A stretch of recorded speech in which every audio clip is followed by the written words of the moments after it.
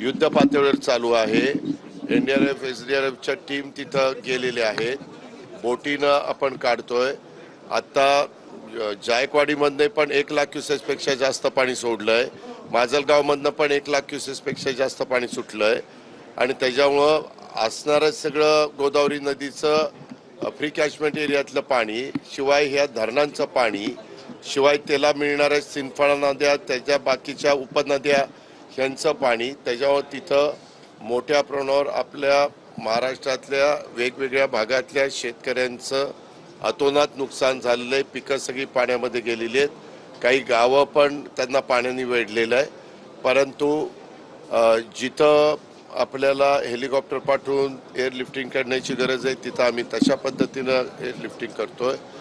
जिथं आपल्याला बोटी पाठवून त्यांना सुरक्षित ठिकाणी आणता येईल तिथं तशा प्रकारे आपण आणतोय।